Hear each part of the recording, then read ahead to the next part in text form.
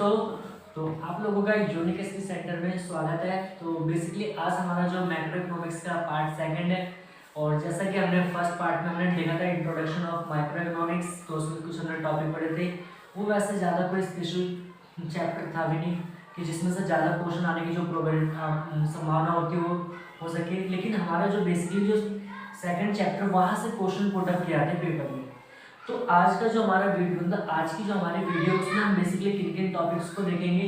जैसे कि आपको दिख रहा होगा यहाँ पर हमारा पहला क्या वस्तुओं का वर्गीकरण की जो classification of goods, basically final goods क्या होती है, ठीक है, इंटरमीडिएट गुड्स क्या होती है, एंड देन कंजप्शन गुड्स क्या होती है, और दूसरा आपका क्या है उपभोग्यगत वस्तु क्या होती है। तो आज का बेसिकली इस वीडियो में हम जो बात करेंगे उसमें बेसिकली हमारा जो फाइनल गुड्स अंतिम वस्तुओं के बारे में भी बात करेंगे, और बाकी की जो टॉपिक्स हैं बाकी की जो मध्यवर्ती वस्तु हो गई, ठीक है, पूंजीगत वस्तु हो गई, ये सारी हम आने वाली वीडियो में बात करेंगे। तो आज हमें समझना है फाइनल गुड्स क्या होती है। जैसे कि देखो पहले अगर देखें कि हमारे आसपास अगर देखोगे तो बहुत सारी वस्तुएं होती हैं, ठीक है, जिसको अलग अलग प्रकार से लोग यूज करते हैं, अलग अलग प्रकार से उसको देखा जाता है। तो वैसे एज इट इज ही हम क्या करते हैं, जो माइक्रो इकोनॉमिक्स पढ़ते हैं तो उसके अंदर भी क्या होता है कि जो गुड्स होती हैं बेसिकली उनको कई चीजों में डिवाइड किया था, कई भागों में डिवाइड किया था। तो बेसिकली आज हमें देखना है क्या है कि अंतिम वस्तुएं क्या होती है। तो सिंपल सा अंतिम वस्तु मतलब फाइनल गुड्स।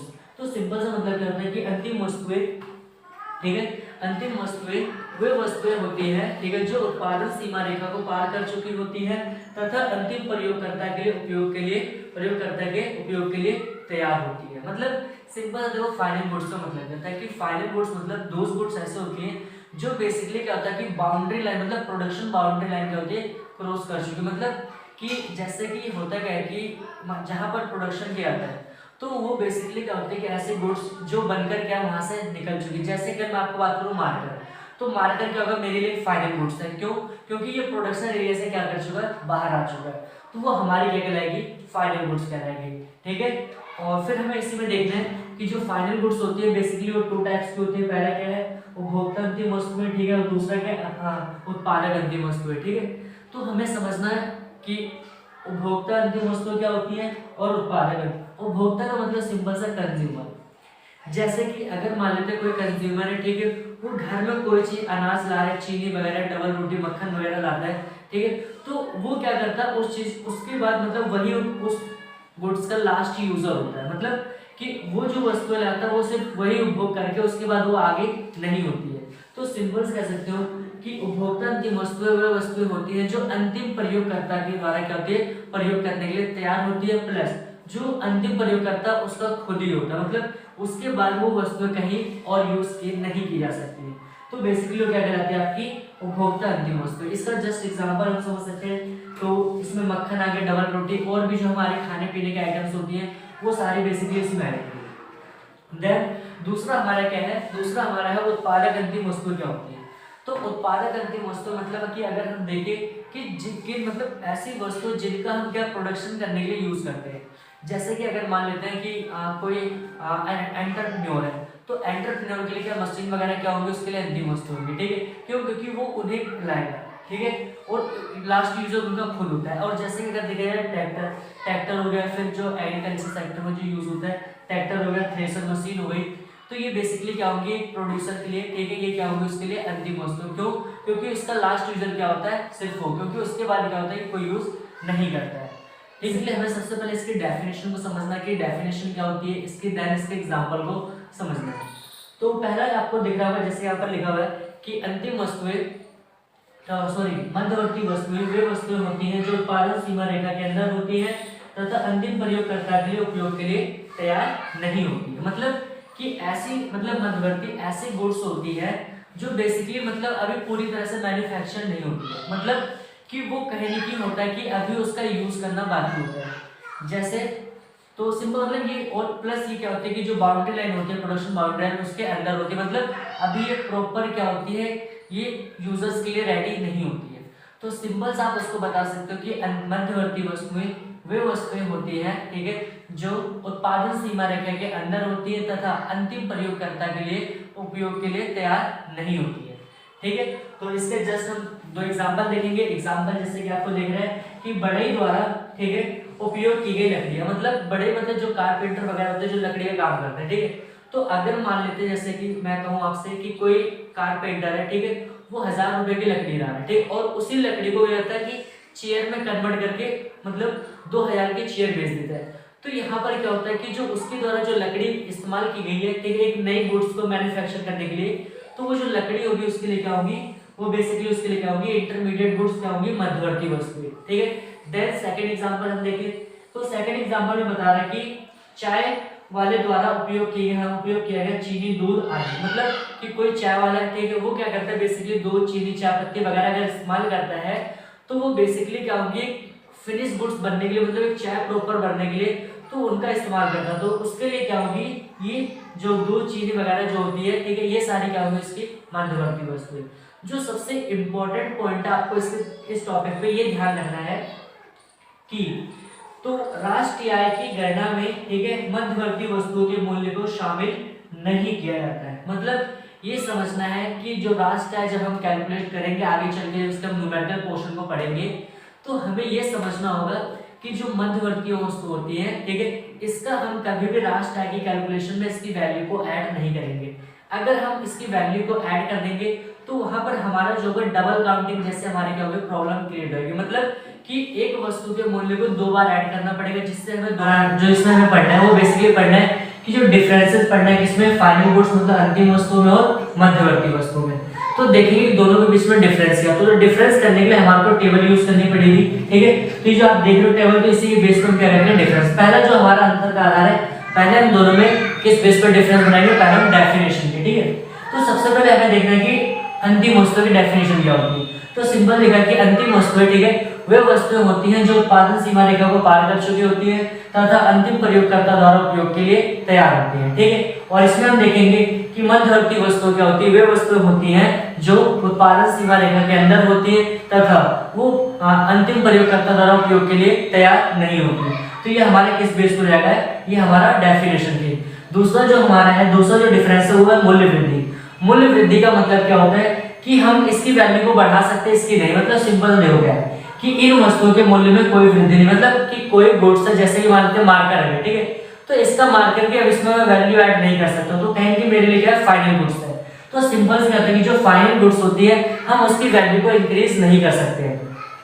देन इसमें कि जो मध्यवर्ती वस्तु होती है इनके मूल्य में वृद्धि की जा सकती है, मतलब कि जो इंटरमीडिएट गुड्स होती हैं उसको हम उसकी वैल्यू को ये कर सकते हैं, उसकी वैल्यू को ऐड कर सकते हैं, उसमें कुछ वैल्यू एडिशन कर सकते हैं, ठीक है। और देन थर्ड जो डिफरेंस है हमारा वो है बेसिकली गणना।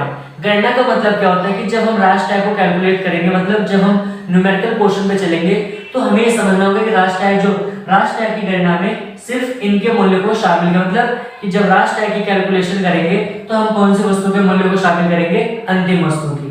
और जबकि अब इसमें देखेंगे कि राष्ट्रीय आय की गणना में इनके मूल्य को शामिल नहीं किया, मतलब कि जो मध्यवर्ती वस्तु होती है उनको हम क्या करते हैं, राष्ट्रीय आय की गणना में उनके मूल्य को शामिल नहीं करते हैं। और देन जो लास्ट है, लास्ट है, तो उसमें व्यय का मतलब क्या होता है, एक्सपेंडिचर। सिंपल से कि अंतिम वस्तुओं पर किए गए व्यय को हम अंतिम व्यय कहते हैं और मध्यवर्ती वस्तुओं पर किए गए व्यय को हम मध्यवर्ती वस्तु कहते हैं। और लास्ट आपका क्या है, किस बेस पर बताना है, एग्जांपल में आप बहुत सारे एग्जांपल जैसे कि इसमें मैंने ले लिया है मक्खन, डबल रोटी आदि, और इसमें आपका हो गया बड़े द्वारा उपयोग की गई लकड़ियां, या फिर इसके अलावा आप भी बता सकते हो कि चाय वाले द्वारा उपयोग की गई चाय पत्ती, चीनी, अदरक वगैरह, वो कहेंगे कौन से गुड्स होंगे, वो इंटरमीडिएट होंगे।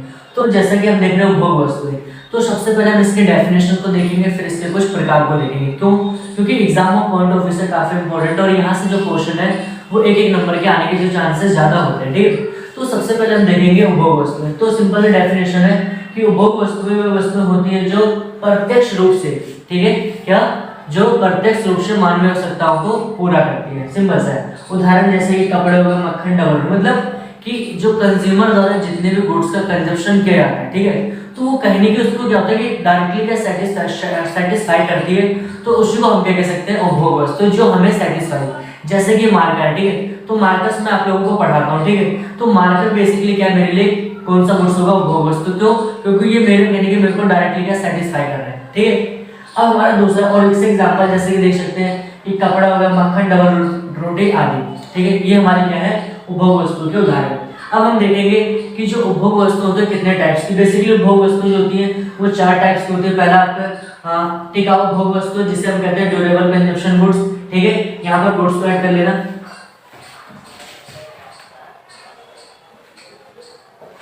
ठीक है। तो हमने देखा यहाँ पर क्या कि टिकाऊ उपभोग वस्तु जिसे हम ड्यूरेबल कंजप्शन गुड्स कहते हैं। दूसरा हमारा क्या है अर्ध टिकाऊ वस्तु, और तीसरा गैर टिकाऊ वस्तु, और चौथा हमारा सेवाएं। तो सबसे पहले हम देखेंगे फर्स्ट पार्ट हो गया टिकाऊ उपभोग वस्तुएं या फिर ड्यूरेबल कंजप्शन गुड्स क्या होती है।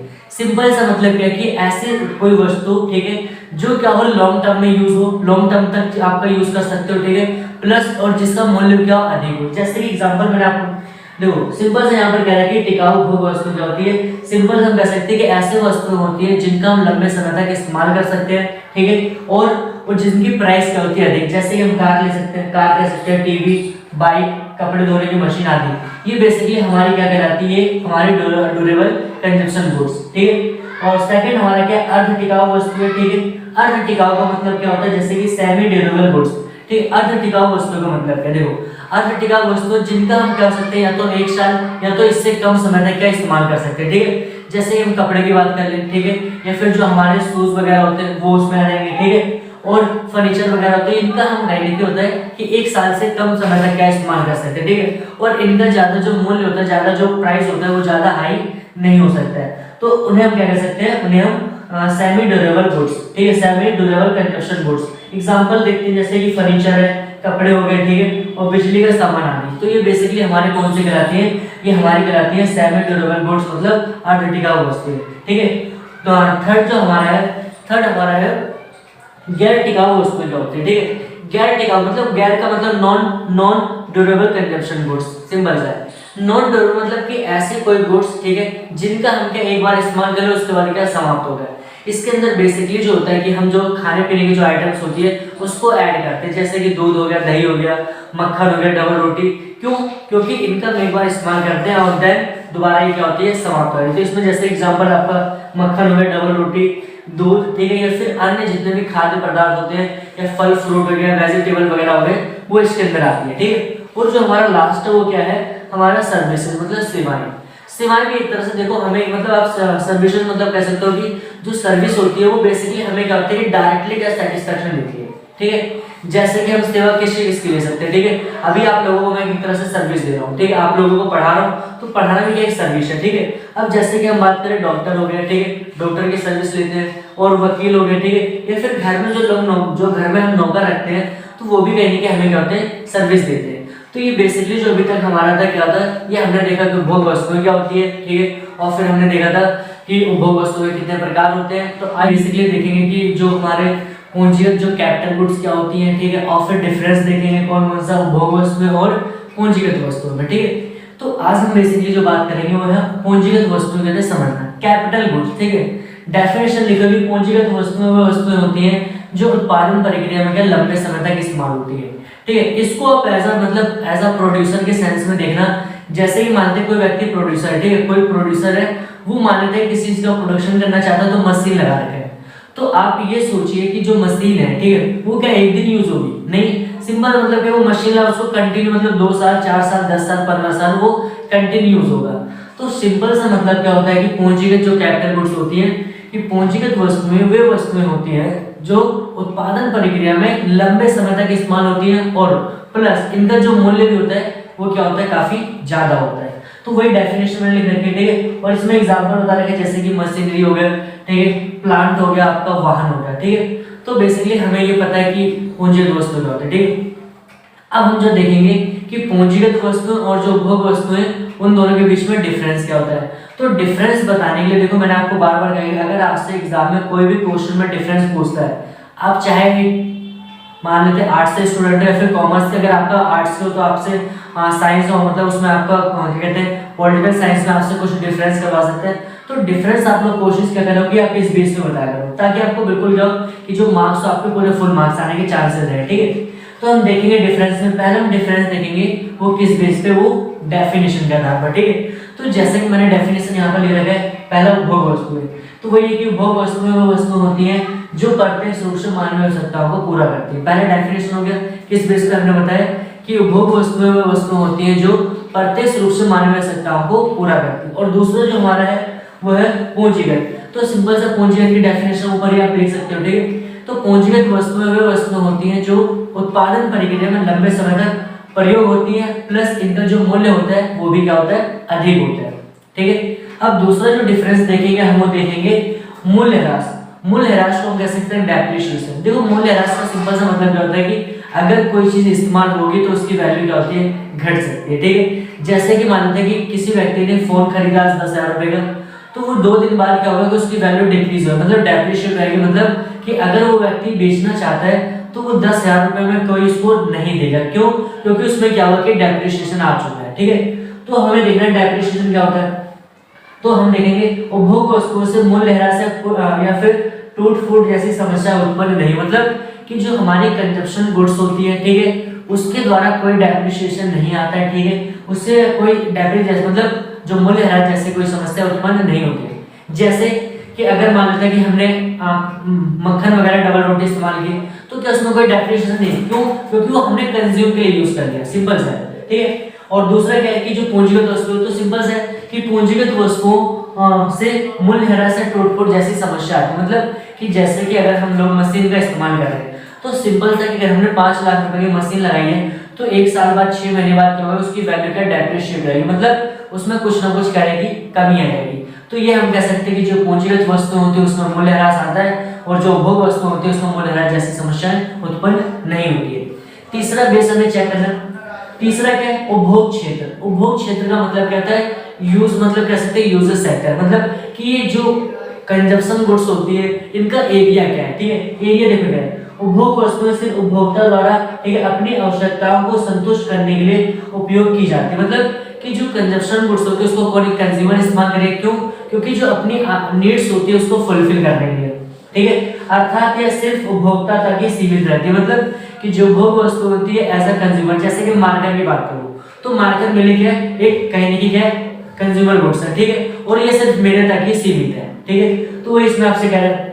और दूसरा क्या कि पूंजीगत वस्तुएं क्या होती है, वे वस्तुएं होती है, ठीक है, जो उत्पादकों द्वारा, किसके द्वारा, प्रोड्यूसरों द्वारा क्या होता है कि अपनी परिसंपत्तियों में वृद्धि करने के लिए क्या प्रयोग किया जाता है। मतलब कि अगर कोई व्यक्ति है मशीन का इस्तेमाल कर रहा है, ठीक है, तो वो अपनी जो कहने की उसके पास एक मशीन उसने दूसरी लगा ली, तो उसकी जो प्रॉपर्टी मतलब जो उसकी एसेट्स है उसमें क्या हुई, वृद्धि होगी, ठीक है। और हमारा जो लास्ट डिफरेंस है वो किस बेस पे, उदाहरण, ठीक है, एग्जांपल के बेस पे क्या है, इसके निम्न उदाहरण निम्न है, फिर कह सकते हैं जैसे कि मक्खन हो गया, डबल रोटी आदि। और इसमें क्या हो जाएंगे आपके, इसमें बेसिकली मशीनरी हो जाएगी, प्लांट हो जाएगा, जमीन हो जाएगी, ठीक है। ये कौन सी वस्तु के उदाहरण, ये पूंजीगत वस्तु है। सबसे पहले हमें समझना कुछ छोटे टर्म्स को होता है क्या। तो सबसे पहला जो टर्म हमारा क्या है, इन्वेस्टमेंट, मतलब निवेश क्या होता है। सिंपल देखो, एक निवेश और एक आपका व्यय, दो चीजें अलग कॉन्सेप्ट है। व्यय का मतलब जैसे कि अगर मैं मार्केट में 10 रुपए खरीद रहा हूँ तो ये मेरा इन्वेस्टमेंट नहीं होगा, मेरा क्या होगा, ये मेरा एक्सपेंडिचर होगा, मेरा खर्चा होगा, ठीक है। तो जो निवेश होता है कहने की व्यय की तुलना में काफी बड़ा, मतलब काफी व्यापक वर्ड होता है, ठीक है, या ब्रॉड कॉन्सेप्ट होता है, ठीक है। तो सबसे पहले हमें निवेश की डेफिनेशन देखना, क्या कह रहा है, पूंजीगत परिसंपत्तियों के स्टॉक में होने वाली वृद्धि को हम निवेश कहते हैं, ठीक है। मतलब पूंजीगत परिसंपत्तियां मतलब कैपिटल एसेट्स क्या होती है। जैसे कि बात करूं, एक उद्यमी है, उसके पास जो मशीन है, ठीक है, अगर 2 मशीन है, उसने एक और मशीन लगा दी तो 3, तो वो क्या कहलाएगा, इन्वेस्टमेंट कहलाएगा, ठीक है। या फिर जैसे कि मैं बात करूं, मान लेते हैं कि आपने 2 फ्लोर बनवाया था, ठीक है, अब क्या हुआ कि उसके ऊपर 2 फ्लोर और आपने बनवा दिया, तो ये आपका क्या कहलाएगा, ये आपका इन्वेस्टमेंट कहलाएगा। तो सिंपल से यहाँ पर एक कॉमन वर्ड्स कह रहा है कि पूंजीगत परिसंपत्ति मतलब जो आपके लिए पैसा जनरेट कर सके, ठीक है। तो अब हमें देखना है कंपोनेंट ऑफ इन्वेस्टमेंट, मतलब कंपोनेंट्स ऑफ इन्वेस्टमेंट कि निवेश के कौन कौन से घटक होते हैं। तो निवेश के बेसिकली जो होते हैं 2 घटक होते हैं, ठीक है। पहला क्या है, स्थिर निवेश, और दूसरा क्या, माल सूची निवेश। स्थिर निवेश को हम कह सकते हैं फिक्स्ड इन्वेस्टमेंट, और दूसरा क्या है, इन्वेंटरी इन्वेस्टमेंट, मतलब माल सूची निवेश। तो सबसे पहले हम देखते हैं स्थिर निवेश क्या होता है। स्थिर निवेश का मतलब देखो क्या है कि एक उत्पादक द्वारा, ठीक है, एक उत्पादक द्वारा स्थिर परिसंपत्तियों पर किए गए व्यय को हम स्थिर निवेश कहते हैं। अब यहाँ पर करें कि फिक्स्ड एसेट्स क्या होती है। फिक्स्ड एसेट्स का मतलब कि जमीन हो गई, ठीक है, मशीनरी हो गई, प्लांट हो गए, ठीक है, उद्यम हो गए, तो ये सारी क्या कहलाएंगे, आपके फिक्स्ड एसेट, ठीक है। तो अगर एक उद्यमी द्वारा इन चीजों पे इन्वेस्टमेंट किया जाता है तो कौन सा कहलाता है, वो आपका फिक्स्ड इन्वेस्टमेंट कहलाता है, मतलब स्थिर निवेश कहलाता है। दूसरा कंपोनेंट क्या है, माल सूची निवेश, ठीक है, इसको इंग्लिश में कहते हैं इन्वेंटरी इन्वेस्टमेंट, ठीक है। माल सूची निवेश का मतलब क्या है कि मतलब एक उत्पादक द्वारा कह सकते हैं एक समय अवधि के दौरान, मतलब एक समय अवधि है फिर एक साल के दौरान जो भी है, ठीक है, एक समय अवधि के दौरान, ठीक है, तैयार वस्तुएं हो गई, ठीक है, अर्ध तैयार वस्तुएं और दूसरा कच्चे माल। मतलब कि अगर एक प्रोड्यूसर है, ठीक है, वो किसी चीज का प्रोडक्शन करता है तो उसके द्वारा जो फाइनल गुड्स पे जो किया जाता है, ठीक है, प्लस में जो सेमी गुड्स होती है, ठीक है, और जो रॉ मटेरियल होता है, ठीक है, रॉ मटेरियल होता है उस पर जो खर्चा करता है वो क्या कहलाता है, वो कहने की माल सूची निवेश, ठीक है। आई होप कि आपको चीजें क्लियर हो रही, ठीक है। अगला हमारा जो टॉपिक देखना है वो हमारा है सकल निवेश क्या होता है, ठीक है। सकल निवेश का मतलब इसको हम कहते हैं ग्रोस इन्वेस्टमेंट। ग्रोस इन्वेस्टमेंट इसको हमें दो शब्दों से क्लैरिफाई करना है, क्यों, क्योंकि इसमें अगर आपको एक शब्द सुनाएंगे जिसको हम आगे बिल्कुल मैं आपको उसको समझाऊंगा, क्या है डेप्रिसिएशन, जिसे हम क्या मूल्यह्रास कहते हैं, ठीक है। तो सबसे पहले आपको समझना सकल निवेश का मतलब क्या होता है। मतलब एक उत्पादक द्वारा, ठीक है, समझना ध्यान से, एक उत्पादक द्वारा, ठीक है, टोटल जितना भी खर्चा किया जाता है, क्या टोटल जितना खर्चा किया था उसमें आपका क्या डेप्रिसिएशन भी क्या होगा, ऐड होगा, ठीक है।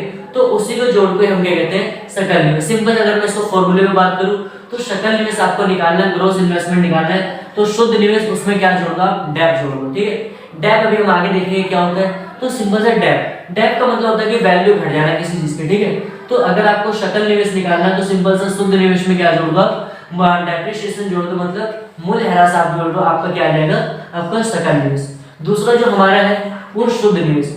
शुद्ध निवेश क्या होता है, मतलब एक नेट इन्वेस्टमेंट क्या होता है। सिंपल सा मतलब क्या है कि एक उत्पादक द्वारा, ठीक है, जो भी इन्वेस्टमेंट किया जाएगा उसमें जितने का भी डेप्रिसिएशन है ना, टोटल में से, मतलब टोटल क्या होता है आपका ग्रोस, और ग्रोस में से जितना भी डेप्रिशिएट है उसको आप माइनस कर दो तो क्या आ जाएगा आपका नेट इन्वेस्टमेंट। जैसे कि यहाँ पर दे रहे थे फॉर्मूला दिया कि सकल निवेश में से क्या कर दो, डेप्रिसिएशन को माइनस कर दो तो आपका क्या आएगा, आपका शुद्ध निवेश आ जाएगा, ठीक है। अब हमें बेसिक समझना है, ठीक है, कि मूल्यह्रास क्या होता है, ठीक है, डेप्रिसिएशन क्या होता है, ठीक है। इसको कई नामों से आता है, मतलब जैसे कि स्थिर पूंजी का उपभोग भी कहते हैं, ठीक है, अचल पूंजी का उपभोग भी। तो इसको आने वाले टर्म्स में जब हम न्यूमेरिकल पोर्शन पे जाएंगे तो वहां पर इन चीजों को देखेंगे। तो सबसे पहले हमें मूल्यह्रास की डेफिनेशन को क्लियर करना क्या होता है, जिसको हम डेप्रिसिएशन कहते हैं। कह रहे हैं कि स्थिर परिसंपत्तियों का लगातार प्रयोग से उनके मूल्य में होने वाली कमी को मूल्यह्रास कहा जाता है, ठीक है। अब स्थिर परिसंपत्ति मतलब अगर मान लेते हैं कोई उत्पादक है, ठीक है, वो क्या मशीन लेके आया, ठीक, अगर वो मशीन का इस्तेमाल कंटिन्यू कर रहा है तो सीधी सी बात है कि उसकी वैल्यू क्या होगी, ऑटोमेटिक उसकी वैल्यू डाउन जाएगी, और उस वैल्यू को डाउन होना जो भी डाउन होगी, ठीक है, तो वो कहने के डेप्रिसिएशन कहलाएगी। जैसे कि मान लेते हैं एग्जांपल के तौर पर कोई उत्पादक है, ठीक है, वो क्या है कि उसने मान लेते हैं कि 1 लाख की मशीन लेके आया, ठीक है। अब उसने 2 साल तक उस मशीन का यूज किया, ठीक है, और यूज करने के पश्चात अब अगर वो बेचना चाहता है तो उसको प्रॉपर 2 लाख रुपए, मतलब 1 लाख रुपए नहीं मिलेंगे। क्यों? क्योंकि वहां पर क्या है कि कुछ ना कुछ उसका डेप्रिशिएट आ गया, उसकी वैल्यू क्या होगी, घट गई। तो सिंपल सा मूल्यह्रास, ठीक है। और हमें यहाँ पर समझना कि जो मूल्यह्रास होता है उसको कई रूप में देख सकते हैं, ठीक। एक जैसा करें कि नॉर्मल मतलब सामान्य टूट फूट, जिसे हम नॉर्मल वेयर एंड टियर कह सकते हैं, ठीक है।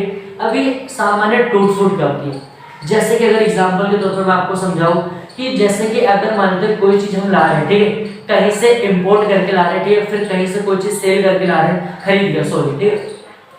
तो अगर हम उसको वाहन के थ्रू लाते हैं तो बाई चांस इतना तो हमें पता है कि उसमें अगर लाएंगे तो बाई चांस होगा कि ट्रैवलिंग के दौरान उसमें कुछ ना कुछ टूट फूट हो सकती है, तो वो क्या कहलाती है, वो कहने की सामान्य टूट फूट। क्यों? क्योंकि जो भी थी जो भी चीज थी आपकी, उसकी वैल्यू क्या रहेगी, डाउन रहेगी। दूसरा क्या है, प्रत्याशित अप्रचलन, जिसे हम कहते हैं एक्सपेक्टेड ऑब्सोलेंस, ठीक है। एक्सपेक्टेड ऑब्सोलेंस मतलब क्या है कि देखो सिंपल सा, इसमें बेसिकली जो एक्सपेक्टेड ऑब्सोलेंस होता है दो कारण से होता है, एक आपका टेक्निक के कारण होगा और एक आपका डिमांड पैटर्न के कारण, मतलब मांग में परिवर्तन के कारण। जैसे कि अगर मैं बात करूं, ठीक है, कि कोई व्यक्ति है उसे ओल्ड मतलब कोई भी चीज थी, उसे ओल्ड चीजों के बारे में ज्यादा एक्सपर्टीज थी, लेकिन जब मार्केट में क्या होगा नई चीज आ गई तो वो क्या होगा, उसकी जो वैल्यू होगी क्या हो जाएगी, घट जाएगी। क्यों? क्योंकि नई मतलब एक नई टेक्नोलॉजी के अगेंस्ट में वो जो ओल्ड टेक्निक होगी वो क्या है, वो यूजलेस होगी, मतलब वो अपग्रेड नहीं हो पाएगी, ठीक है। दूसरा क्या है कि अगर आज के समय में आपको एग्जांपल बताऊं, ठीक है, अगर आपसे मैं पूछूं कि क्या आप लोग जो कीपैड फोन होता है उसकी डिमांड करना चाहोगे, नहीं। क्यों? क्योंकि उसको इतनी डिमांड लोग उसको ज्यादा प्रेफर नहीं करेंगे। तो सिंपल सी बात है कि उसकी वैल्यू क्या होगी, डाउन रहेगी। और इस प्रकार की जब वैल्यू डाउन होती है उसे हम क्या कहते हैं, वो प्रत्याशित अप्रचलन, ठीक है। लास्ट हमारा जो है अप्रत्याशित अप्रचलन, मतलब अनएक्सपेक्टेड, मतलब शब्दों को समझना क्या है कि अनएक्सपेक्टेड मतलब आपको उम्मीद भी नहीं है कि उसकी वैल्यू डालेंगे। जैसे इसमें बेसिकली क्या होता है, किसी चीज की, ठीक है, इसमें किसी की जो वैल्यू घटती है वो कहीं कि आपकी प्राकृतिक आपदा, नेचुरल डिजास्टर हो सकते हैं, ठीक है, या फिर कोई मान लेते हैं आर्थिक मंदी वगैरह, उसके कारण जब क्या होता है कि हमारी कोई कैपिटल एसेट्स होती है उसकी वैल्यू डाउन होती है, तो उसे हम क्या कह सकते हैं, वो कहीं के अनएक्सपेक्टेड ऑब्सोलेंस, ठीक है। इसका दूसरा नाम होता है, इसी को हम पूंजीगत हानि भी कहते हैं। क्यों? क्योंकि भूकंप आना, अगर मान लेते कोई प्राकृतिक आपदा आई, अब पूरी प्रॉपर्टी खत्म, तो उसे हम क्या कहेंगे, उसे हम डेप्रिसिएशन नहीं कहेंगे, उसको हम कैपिटल लॉस कहेंगे, उसे हम कहेंगे पूंजीगत हानि। तो आज हम जो बात करने वाले हैं इस वीडियो में वो बहुत ही इंपॉर्टेंट टॉपिक है, तो आप इस चीज को नोट डाउन भी कर सकते हो कॉपी पेन लेके, ठीक है। अदरवाइज आप इसको लास्ट में स्क्रीनशॉट भी आप ले सकते हो। क्यों? क्योंकि यहाँ का जो हम टॉपिक पढ़ेंगे इस वीडियो में ये बहुत ही इंपॉर्टेंट है, और ये exam of point of view से बहुत ज्यादा इंपॉर्टेंट है। क्यों? क्योंकि क्वेश्चन जो है ना 4 नंबर का पेपर में आया हुआ है, तो आप इस चीज की इंपॉर्टेंस को आप समझ सकते हो। तो हम इसमें स्टार्ट करेंगे। सबसे पहले हमारा टॉपिक है स्टॉक और प्रवाह क्या होता है, ठीक है। उसके बीच में हमें डिफरेंस देखना है, और उस डिफरेंस के थ्रू हम उसके डेफिनेशन को भी क्या कर लेंगे, कवर कर लेंगे इजीली से। तो सबसे पहले क्वेश्चन जब भी मैंने आप लोगों को बता रखा है कि आप अगर कोई भी क्वेश्चन आपका पेपर में आता है कि अंतिम वस्तु मध्यवर्ती वस्तु कुछ भी आए, ठीक, तो अगर आपसे डिफरेंस करवाता तो आप डिफरेंस मेरे मेथड को फॉलो करिए। इससे होगा क्या कि आपके जो नंबर होंगे उसको 100% 110% की गारंटी देते हैं, आपके एक भी नंबर वहां से कोई काट नहीं सकता है।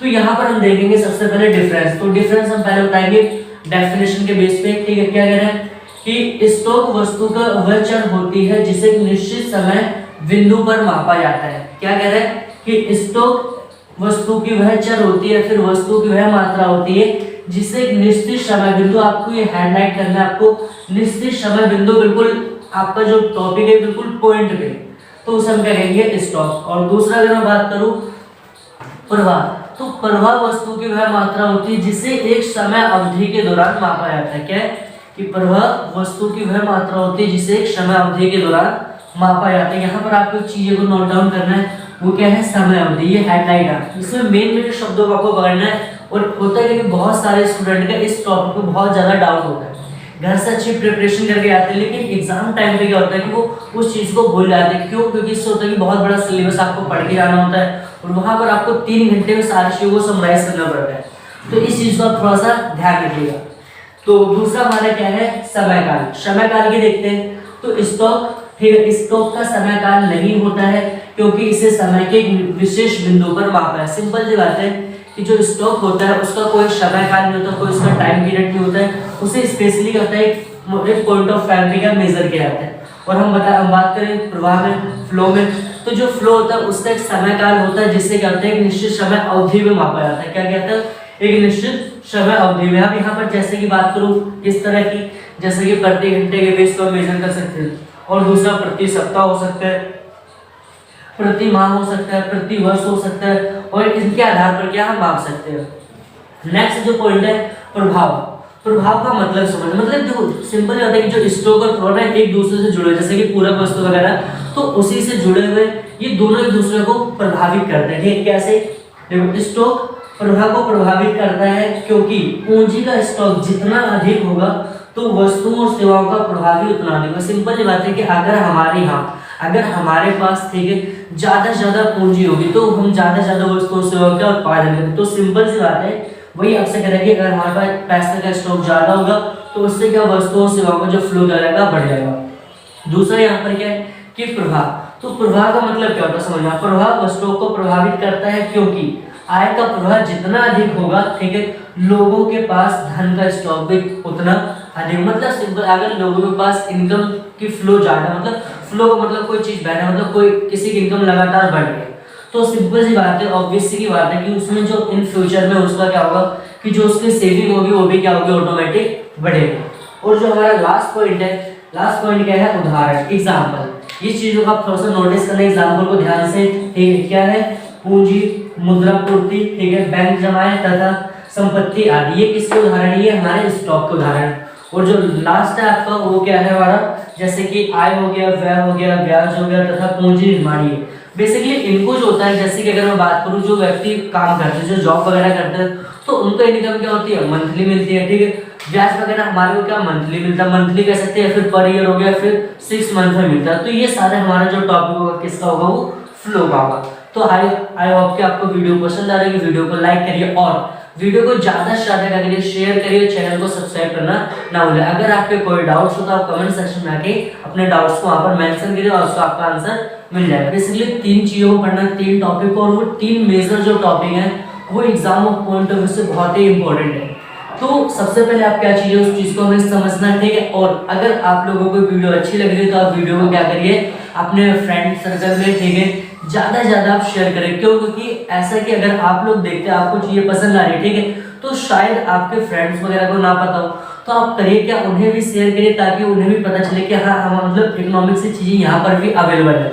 ओके, तो सर हम स्टार्ट करते हैं। यहाँ पर सबसे पहले हमें जो टॉपिक पढ़ना है, अर्थव्यवस्था के क्षेत्र, ठीक है। मतलब क्वेश्चन सिंपल चाहिए कि अर्थव्यवस्था के क्षेत्र को समझाइए।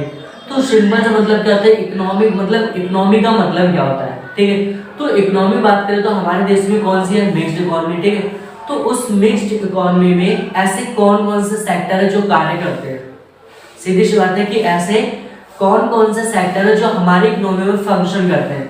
तो हमारी इकोनॉमी में सिर्फ 4 सेक्टर द्वारा क्या फंक्शन किया जाता है, इसके अलावा और कोई भी सेक्टर यहाँ पर नहीं होता है। तो वो 4 जो आपके 4 सेक्टर मैंने लिखा, पहला क्या है, परिवार क्षेत्र, मतलब जिसमें बेसिकली हम लोग कैटेगराइज करेंगे उत्पादक क्षेत्र, सरकारी क्षेत्र और देन विदेशी क्षेत्र, ठीक है। तो समझना परिवार क्षेत्र हमारी इकोनॉमी में कैसे फंक्शन करता है। तो परिवार क्षेत्र का मतलब ये, फिर उपभोक्ता क्षेत्र भी कह सकते हैं। तो उपभोक्ता क्षेत्र जैसे कि मैं हो गया, आप हो गए, ठीक है, और भी जो लोग हैं, मतलब जो सिंपल सी बात है कि हम लोग क्या करते हैं कि जो उपभोक्ता होता है, परिवार क्षेत्र होता है, वो बेसिकली क्या होता है कि अपनी जो मूलभूत आवश्यकता होती है, मूलभूत जो जरूरतें होती है, उस जरूरतों को पूरा करने के लिए क्या करता है, वो विभिन्न प्रकार की वस्तुओं सेवाओं को जो उसको जरूरी है, ठीक है, उस पर क्या खर्चा करता है। तो सिंपल सी बात है कि चीजों की डिमांड की जाती है। ओके, तो अगला जो हमारा दूसरा उत्पादक क्षेत्र। अब देखो उत्पादक क्षेत्र दोनों एक दूसरे से क्या लिंक है, ठीक है।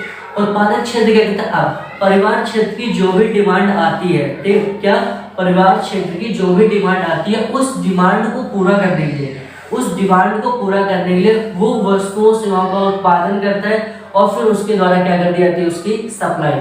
तो मतलब जितना भी प्रोडक्शन का होगा, जितना भी सप्लाई वाला जितना भी सिनेरियो वगैरह होता है, वो बेसिकली किसके द्वारा जनरेट किया जाता है, वो हमारा प्रोड्यूसर सेक्टर, ठीक है। इसके अलावा भी अगर हम देखें तो हमारी इकोनॉमी में एक बहुत ही मतलब मेजर रोल प्ले करता है, वो कौन है, गवर्नमेंट सेक्टर, ठीक है।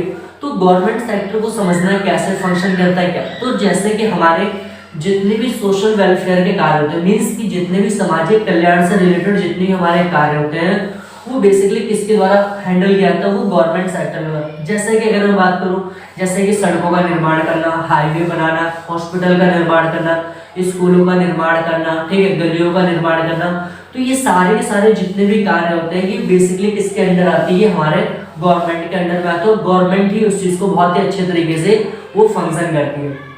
और जो लास्ट हमारा सेक्टर, इसके अलावा हमारे इकोनॉमी में और जो सेक्टर वो बहुत ही अच्छे से रोल प्ले करता है, वो कौन है, विदेशी क्षेत्र। अब विदेशी क्षेत्र कैसे कार्य करते हैं समझना। जैसे कि मान लेते हैं कि आप बहुत बड़े उत्पादक वगैरह कुछ भी हो, ठीक है, तो आपने बाहर से कोई चीज इंपोर्ट कर दी, तो मतलब जितने हमारे एक्सपोर्ट इंपोर्ट वगैरह होते हैं, वस्तुओं सेवाओं का कुछ भी, ठीक है, तो वो बेसिकली किस क्षेत्र द्वारा किए जाते हैं, वो हमारे विदेशी क्षेत्र द्वारा। तो सबसे इंपॉर्टेंट मैं आपको एक बात बता दूं इसमें कि अकॉर्डिंग टू सिलेबस, मतलब 12th का जो आपका सिलेबस ना, उसके अकॉर्डिंग हमें क्या करना है, इन 2 क्षेत्रों को नहीं पढ़ना है। मतलब कि जो हमारा विदेशी क्षेत्र हो गया प्लस में जो सरकारी क्षेत्र हो गया, इन दोनों क्षेत्रों को नहीं पढ़ना है। और जो पूरा का पूरा जो हमारा टॉपिक है, जो समस्टिक है, वो सिर्फ 2 सेक्टर पर आधारित है। कौन कौन सा, वो परिवार क्षेत्र और आपका उत्पादक क्षेत्र। तो बेसिकली हमें इन दोनों टॉपिक को ज्यादा से ज्यादा प्रायोरिटी देनी है।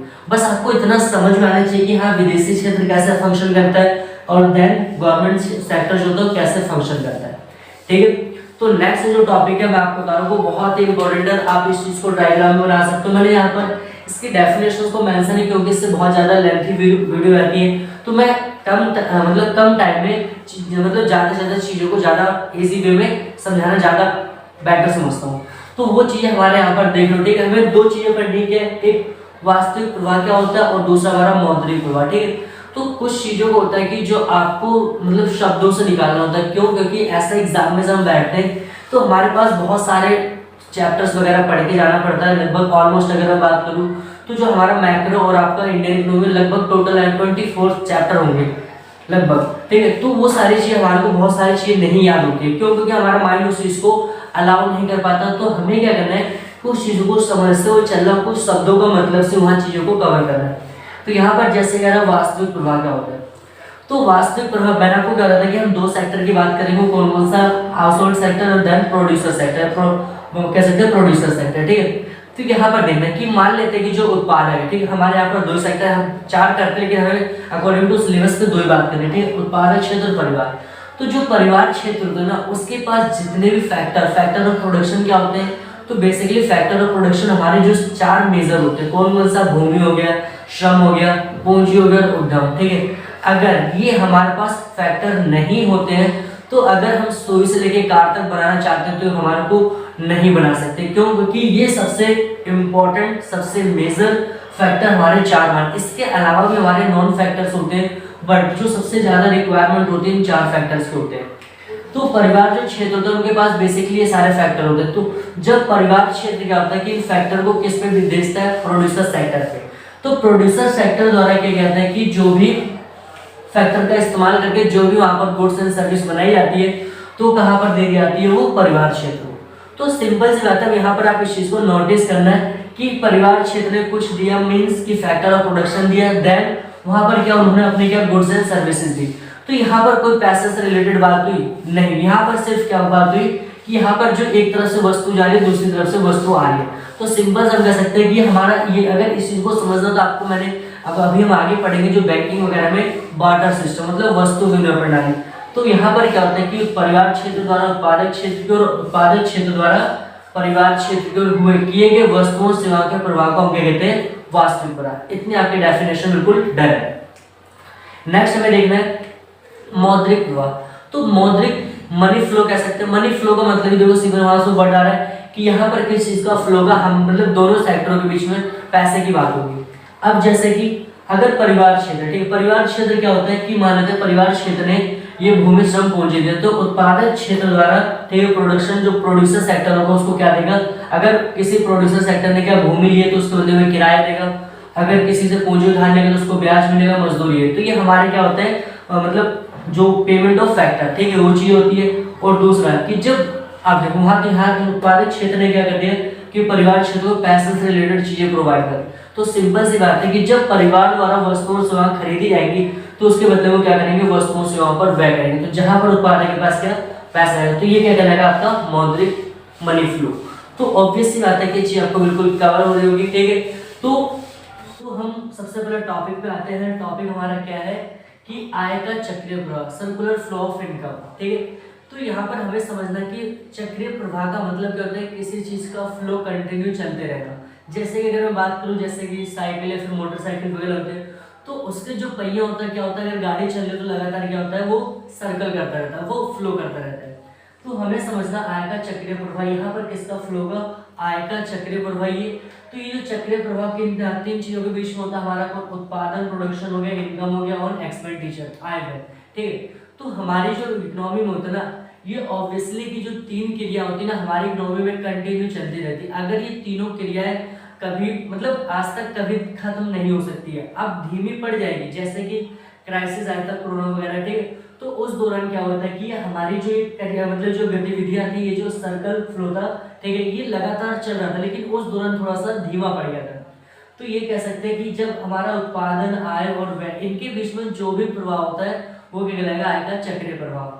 तो और इसके अलावा भी हमें और बहुत सारी इसमें बातें जाननी है कि जब भी आय का चक्रीय प्रभाव होता है ना, तो यहाँ पर क्या होता है, अगर आपने प्रोडक्शन किया, ठीक, मान लेते हैं कि आप एज अ प्रोड्यूसर हो, तो आपने किसी भी प्रकार की कोई भी गुड्स एंड सर्विस आपने प्रोड्यूस की, तो जब आप प्रोडक्शन करोगे तो आप क्या चीजों को बेचने के लिए बनाओगे, ऐसा नहीं कि आप उसको घर में बैठ के उसको इकट्ठा करोगे देखोगे, नहीं।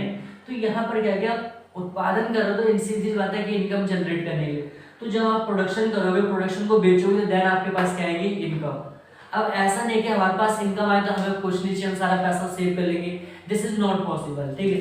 तो जो हमारे पास इनकम आएगी हम उस इनकम को क्या करेंगे, अपनी जरूरतों को पूरा करने के लिए, अब हमें दोबारा प्रोडक्शन करना होगा ना, रिप्रोडक्शन हमें दोबारा करना होगा, तो दोबारा प्रोडक्शन करने के लिए हमारे को फैक्टर वगैरह चाहिए, ठीक। तो हम क्या करेंगे, उन फैक्टर पे क्या करेंगे, व्यय कर देंगे, मतलब दोबारा उन फैक्टर पे खर्चा कर देंगे, और जब हम खर्चा करेंगे तो सीरीज वाले दोबारा हमारा क्या प्रोडक्शन चालू हो जाएगा। और ये हमारा सर्कुलर फ्लो क्या होता है, ये लगातार चलता रहता है। सिंपल है, मतलब अगर समझो कि जो उत्पादन होता है वो आय का सृजन करता है, और जो आय होता है वो किसको, व्यय को सृजन करती है, और व्यय जो किसका होता है, उत्पादन का। तो ये तीनों का एक दूसरे से जुड़े होता है। अगर यहाँ किसी को भी एक को हटा दो तो हमारा जो सर्कुलर फ्लो इनकम है वो पॉसिबल नहीं है।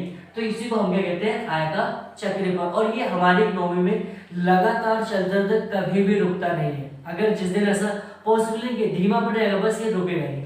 दूसरा हमारा जो टॉपिक है आय के चक्र प्रवाह, मतलब आय का जो चक्र प्रवाह होता है उसकी मान्यता है। मान्यता का मतलब क्या होता है, मान्यता का मतलब क्या होता है कि अगर हमें कोई चीज जैसे कि लागू करनी है, कोई चीज हमें उसको फॉलो करना है, तो उसके कुछ कंडीशंस होती है। जैसे कि अगर हम कोई फॉर्म वगैरह फिल करते हैं, कुछ करते हैं, तो वहाँ पर टर्म्स एंड कंडीशंस आता है, तो हमें उस चीज को पढ़ना वगैरह होता है। तो वैसे सेम कि अगर हमें आय का चक्र प्रवाह को मतलब लागू करना है, तो उसकी बेसिकली 3-4 मान्यता है। मान्यता पहले क्या है कि परिवार तथा उत्पादक क्षेत्र। पहला क्या मान्यता है कि जो आय का सर्कुलर फ्लो होगा, इसमें हम सिर्फ 2 सेक्टर को शामिल करेंगे। वो कौन कौन से होंगे, वो हाउस होल्ड सेक्टर होंगे, और दूसरा कौन, प्रोडक्शन सेक्टर, प्रोडक्शन सेक्टर, ठीक है, ये होगा। दूसरा क्या हमारा इसकी मान्यता है, बचत जैसी क्रियाओं को शामिल नहीं किया था। ये बहुत ही इंपॉर्टेंट पॉइंट है, ठीक है, कि अगर आप लोग एक इकोनॉमिक्स के स्टूडेंट हो तो आप इस चीज को हमेशा याद रखना कि जो हम सेविंग होती है वो हमारी अर्थव्यवस्था के लिए एक अविश्राप होती है। क्यों, क्योंकि ऐसा हमारे जो बहुत बड़े बड़े जो इकोनॉमिक्स है, जो अर्थशास्त्री है, उन्होंने इस चीज को बताया है, ठीक है। तो ये क्वेश्चन भी कभी कभी आपसे पूछा जा सकता है कि बचत हमारी इकोनॉमी के लिए अच्छा भी है, कि अच्छा है कि नुकसान, मतलब अच्छा है या फिर बुरा है। तो आपको दोनों आंसर देना पड़ेगा। क्यों, क्योंकि अगर हम सारा पैसा सेव कर लेते तो हमारी इकोनॉमी में प्रोडक्शन ये सर्कल फ्लो होगा नहीं होगा। तो सिंपल सी बात है कि इस केस में हमारे लिए ये। लेकिन अगर एक नॉर्मली पर्सन की बात करें, एक आम इंसान की बात करें, तो उसके लिए सेविंग क्या है, कंपलसरी है, ठीक है। तीसरा पॉइंट क्या है, सरकारी क्षेत्र का अस्तित्व होना। मैंने आपको ऑलरेडी समझा चुका था जब हम अर्थव्यवस्था के क्षेत्र पढ़ रहे थे कि जो हम सर्कुलर फ्लो, मतलब हम पूरे के पूरे जो चैप्टर पढ़ेंगे उसमें हम सिर्फ 2 सेक्टर की बात करेंगे। वो कौन सा होगा, हाउस होल्ड सेक्टर और दूसरा आपका प्रोड्यूसर सेक्टर होगा, ठीक है। इसमें ना तो गवर्नमेंट सेक्टर की बात करेंगे ना फॉरेन सेक्टर की, ठीक है। तो यहाँ पर सिंपल सी बात करें कि जो आपका आय का चक्रीय प्रवाह, उसमें सरकार द्वारा, सरकार का किसी प्रकार का कोई हस्तक्षेप नहीं होता है, या सरकार का कोई अस्तित्व नहीं होता है। और जो लास्ट पॉइंट है कि आयात तथा निर्यात को शामिल लगाना, ये बेसिकली विदेशी क्षेत्र से जुड़ रहा है, ठीक है। तो यहाँ पर क्या होता है कि जो आय का चक्रीय प्रवाह होता है उसके अंदर हम क्या करेंगे, हम कोई एक्सपोर्ट और कोई इम्पोर्ट को इंक्लूड नहीं करेंगे। तो ये बेसिकली हमारी क्या आती है, आय के चक्रीय प्रवाह की मान्यता है। तो छोटा सा हमारा मतलब टॉपिक है, तो आप लोगों को डायग्राम देख के हंसना नहीं, क्योंकि मेरी पेंटिंग थोड़ा सा खराब है, ठीक है। इसलिए आपको जो भी मैं समझा रहा हूँ, समझाने के लिए मैंने काफी इसमें बना दिए, अब आपको सही लगे गलत लग रहा है उस पर हंसना नहीं। तो यहाँ पर समझना मान लेते हैं कि हमारा एक मटका है, ठीक है। इसको समझने के लिए, ठीक है, एक मटका, और मैंने इस मटके को क्या मान लिया, हमारी इकोनॉमी है। समझना ध्यान से क्या है कि इकोनॉमी, ठीक है। तो सिंपल बात है, अब क्या हो रहा है कि इकोनॉमी बाहर, मतलब भरण, भरण का मतलब इंजेक्शन, ठीक है, क्या कहेंगे इसको इंग्लिश में, इंजेक्शन, ठीक है। तो अगर हम इकोनॉमी के अंदर, ठीक है, क्या इकोनॉमी के अंदर बाहर से पैसा डालते हैं, इन द सेंस कि निवेश करते हैं बाहर से, बाहर की कंपनियों को बुला के, या फिर बाहर से किसी भी तरह से हम पैसा इकोनॉमी के अंदर डालते हैं, तो वो क्या कहलाता है आपका, वो भरण कहलाता है, ठीक है। क्या कहलाएंगे उसको, इंजेक्शन, ठीक है।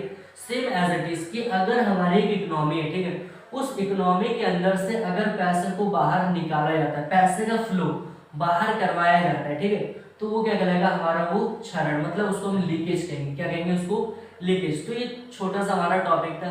तो आई होप कि आपको वीडियो पसंद आ रही होगी। वीडियो को लाइक करिए और शेयर करिए, और चैनल को ज़्यादा से ज़्यादा क्या करिए, सब्सक्राइब करिए। क्यों, क्योंकि इससे क्या होगा कि आपको जो लेटेस्ट नोटिफिकेशंस होगी वो कंटिन्यू मिलेंगे। अगर आप लोगों को कोई डाउट्स है तो आप कमेंट सेक्शन में आके अपने डाउट्स को क्लियर कीजिए।